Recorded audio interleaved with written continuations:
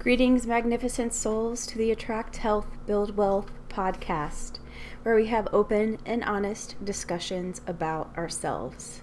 This is a place where we break down, break away, and break through codependency, allowing ourselves to attract health, build wealth, and live a peaceful life. We are tired of being sick and tired. We are tired, but we are not giving up. We know that there is something magnificent inside of us, and because we are fighting daily, hourly, and by the minute, fighting ourselves, our kids, our spouses, we have to do things differently. We have to break the cycle. We don't have a million chances. We have to be happy now. We have to find a way. So how do we do that? How is that possible? If you look around at what society is telling you, they tell you that what we're doing is impossible. Yet it's happening every single day.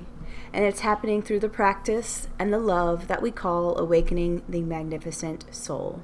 We are all magnificent souls, and these are our stories of healing. Today on episode 43, I am so honored to welcome Jane Ysadora to the show. We talk about codependency and money, manifestation as a healing process, and learning how to ask for help in a healthy way. But before we get into the discussion, don't forget to let me know your thoughts about this episode, any feedback you have, or anything you would like me to cover on future podcasts at epiphanyvault.com. Remember, it is a safe place, and I would welcome the discussion. Also, one announcement before we get into the show today is that my Codependent to Connected one-on-one coaching program is now open for enrollment. I'm closing it September 7th, which is in just about a week.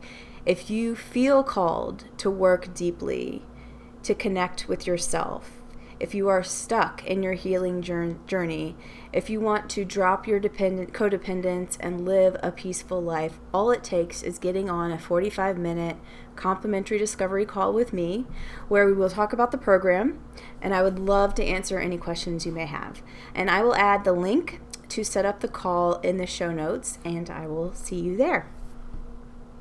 So on to my interview with Jane Ysadora. Jane is a transformational money coach who helps people heal what's blocking their abundance in a trauma-informed, spiritually mature practice so that they can live the life they dream of. And just a side note, little did I know, but a month or two after recording this call, Jane would become my coach. And it was the best decision that I've ever made. I now have a thriving coaching practice, and I am supported in ways I never thought I would be. So here is my talk with Jane.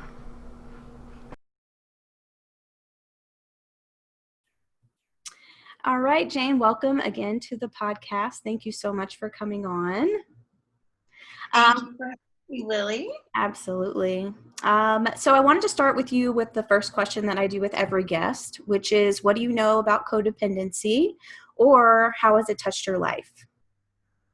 Oh, that's a great question. What I know is probably less than how it's touched my life. I've put a lot of work over the last decade, going from like an unhealthily others-focused person to a more healthily self-focused person, capable of co-creating with others, but not taking responsibility. And that's definitely also been a big part of my money and my manifesting journey. Oh, cool. Awesome. So what do you mean by self-focused? I have to dive deep here.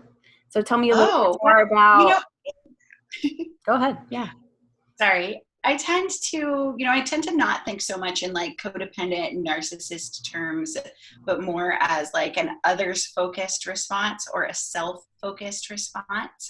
Like both of those responses come from similar core wounds. And the codependent, right, or others focused person learns to take all of the focus off of themselves to where they don't even know how they feel sometimes, and only be okay if the other is okay. Whereas of course, like a self-focused, an unhealthily self-focused or like narcissist is going to be the opposite way, right? They're unable to envision how the other feels. It's only them. Gotcha. So I'm on kind of your level about, obviously I made people's ears bleed with talking about codependency a lot, but I'm on a level with, I try to stay away from really strong terminology too, like narcissism and stuff like that. So I'm on a level with that. I liked how you said that you don't, or you've experienced, or you understand how people can't know how they feel. Because I definitely, like we talked about before, I was like that way for 37 years. And it turned into a lot of unhealthy relationships, obviously with people, but also with my spirituality, my intellectual connection, financially, which I want to get into as well. All these different aspects of my codependency, I didn't realize until later, paralleled almost every aspect of my life. And for me, it was the not feeling type of thing, or not really knowing who I was, which is what I talk a lot about here. Do you have any thoughts on any of that long list of things that I just said? Yeah, 100%. I mean, I think it really boils down to it not being safe to know how you feel there, right? It's not, it not being safe to have your own sense of spirituality or your own opinions or your own desires. And I know that in my spiritual journey as well, I went through a long process, like, having grown up in a fundamentalist Christian cult where there was one, you were never going to be able to form your own opinion, your own sense of the divine. It was like, no, there's only this way.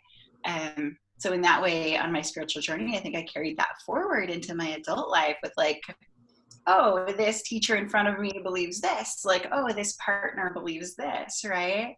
It took me a long time and a lot of different, a lot of seeking to find that like internal spiritual compass.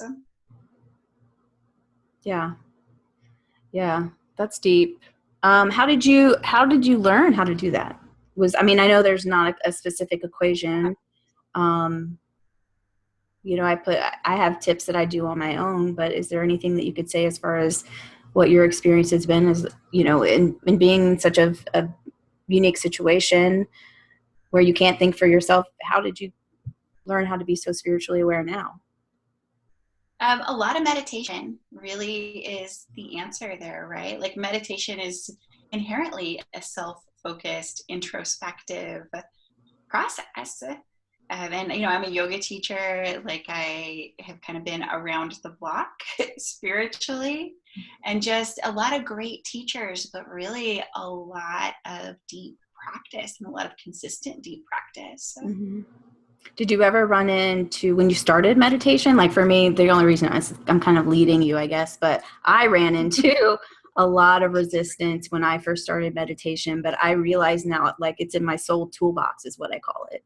And I realize how important that is for me, but I also ran into a lot of resistance, whether that be like limiting beliefs or, for me, I think it just, maybe it had to be perfect, or I had to always be zen, or just, I don't know. There was a lot of hesitation from my side. Did you run into any of that too? Really the resistance that I ran into was just resistance against a consistent practice, which on any healing, any kind of personal development, personal growth path, consistency is always going to be like the absolute most important thing. And it's not my forte. I've gotten better at it, but especially in the beginning, like just trying to keep a 40-day practice was really, really, really hard. Mm-hmm. Yeah, but it's helped you, like you said, learn a little bit more about yourself. So that's awesome. That's awesome. Yeah, absolutely. What I think is really cool about you is about the financial stuff that you're doing right now. I kind of just want to leave it open to you. Can you give us a little, if hopefully if I'm interested in it, my listeners will be too. And I just want to, kind of start down that path as far as, can you give us a little bit of background about how you got to be a financial transformational coach and, what you're doing now and how you're affecting people right now today? Yeah, absolutely. I'm going to work that one a little bit backwards if that's okay. Absolutely. So what I do as, I'm a transformational money coach, transformational abundance coach. The core tenet of what I do and why it's very, very different than other people that are talking about manifesting or abundance or money or finances or whatever is the core philosophy of it is that manifesting is a healing process, that abundance is who we are naturally. And if we aren't experiencing alignment with what our souls came to do here, if we're not experiencing alignment with the life that we want to create, then dollars to donuts, there's a wound there. And as you heal those core wounds, then it becomes very easy to create. And the manifesting tools that other people talk about become useful at that point. And I got into it just broke, right? Like I come from a very large blue collar family, like didn't have any kind of healthy money systems or healthy money beliefs growing up. My parents certainly did their best, but just because it was kind of like what the times were. And then, got married very young, had kids very young, got divorced very young. So found myself a single mom of two small children, just trying to scrape by, right? Like part-time jobs so I could still pick the kids up, teaching yoga, doing healing practices alongside growing my own personal spiritual path. I came to it just wanting more money. because I needed it, right? Mm-hmm. But also, I always had a sense that I was born to make a big impact and that I was born to create a lot of wealth, not because I'm especially materialistic. I don't think there's anything wrong with that. But for me, it's really more about like knowing I was born to help a lot of people, and wealth is the result of that. Got you. That might be an incomplete answer, but I feel like I just talked a whole bunch there. No, I don't, I'm not much of a talker, so I'm just trying to, what like you hit me where I got the chills when you said, about the abundance practicing and things like that, because again, here I just tell my story here on the podcast, and that was a huge part of my story. I got so frustrated with The Secret. I love The Secret, and I understand it now, today, much better than I understood it when I was really struggling. And I was like doing everything that it was telling me to do, but nothing, was coming to fruition, and I got frustrated. But, I really think that, what you just said, I feel like there's a soul connection there that was missing. Do you think? Yeah, absolutely. And that's really when people tend to come to me. My clients that come to me typically have tried manifesting and they've either had some success, but it hasn't been consistent, or they've seen success around them, but they haven't made it happen. Like they know it's true, right? Like it's resonating with something in them enough for them to know that it should be working, but it's not. Mm-hmm. And also maybe feeling like a little bit empty with the way they're creating money, like wanting something more, like feeling that, like what I call deep heart desire, with like they know that they're here for something. They know they're here for something special, but they're spinning their wheels in their everyday life, right? Mm-hmm. Like that's kind of when people tend to find me. Mm-hmm.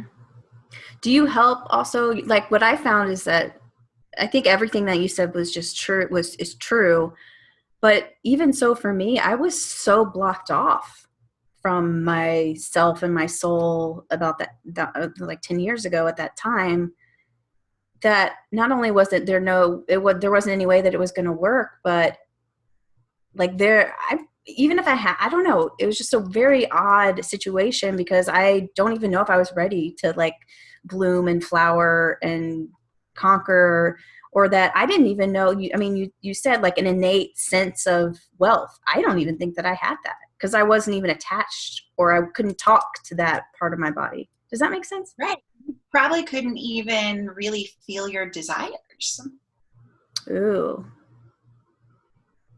I mean, I think that's a huge part of healing codependence, is learning, what do I want? Mm.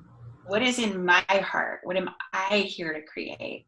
And there's so much rearranging. And we so often come in with codependent relationships to money or disorganized relationships to money, right? Where we're like, I want you, but go away. Like, I hate money, but please, I want more, right? Or Um, I want this to make me feel better, which is what you're I want asking it for to from validate everything me, else.